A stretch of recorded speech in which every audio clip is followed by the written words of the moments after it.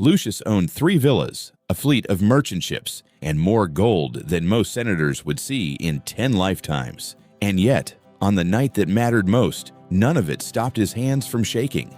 His closest friend, a man he'd known since childhood, had just been sold into debt slavery over a sum that Lucius spent on wine in a single evening. Lucius had spent his entire life being called the richest man in Rome. That night, for the first time, he wondered if that title had ever meant anything at all.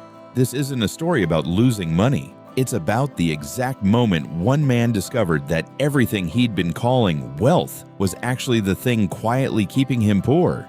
Here's the truth almost nobody wants to hear. The things you accumulate to feel secure are often the exact things that make you afraid to ever let go. Lucius had spent 30 years building a fortune to protect himself from ever feeling powerless again.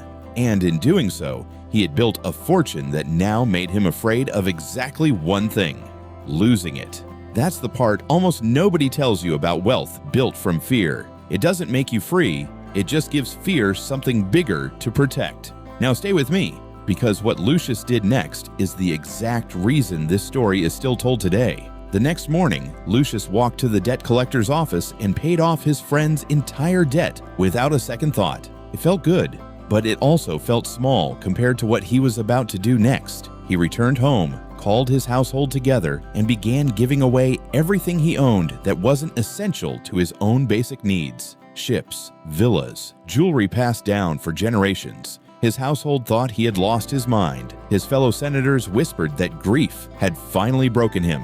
But Lucius wasn't losing anything.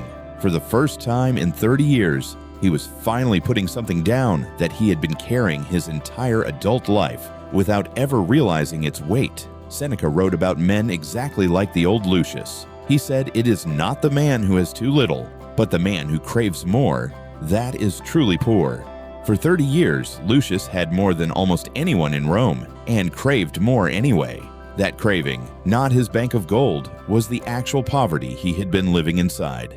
Think about the last time something you owned made you anxious instead of secure, a possession you had to protect, a status you were terrified of losing, a comparison you couldn't stop making. That anxiety was never really about the object. It was about how much of your peace you had quietly handed over to something that could be taken from you at any moment. Here's what changed everything for Lucius. Once he gave away what he no longer needed, there was nothing left for fear to hold on to. He kept a small home, enough food for a modest life, and time.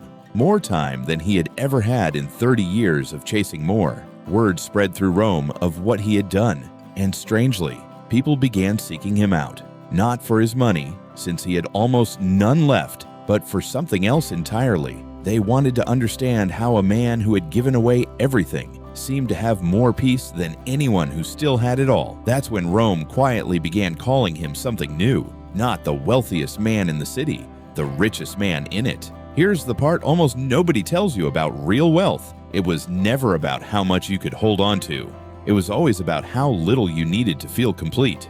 So here's what I want you to try. Look at the thing you're gripping the tightest right now, whether it's money, status, or approval, and ask yourself one honest question. Am I holding this, or is it holding me? If the honest answer is that it's holding you, you already know what Lucius eventually learned. Real wealth was never in your hands. It was in how free those hands remained. That was the secret behind the richest man Rome ever quietly produced. Not gold, not ships, not villas, just the freedom of needing none of it, because that's what it means to raise like Rome. To measure your worth not by what you hold on to, but by how little you fear losing.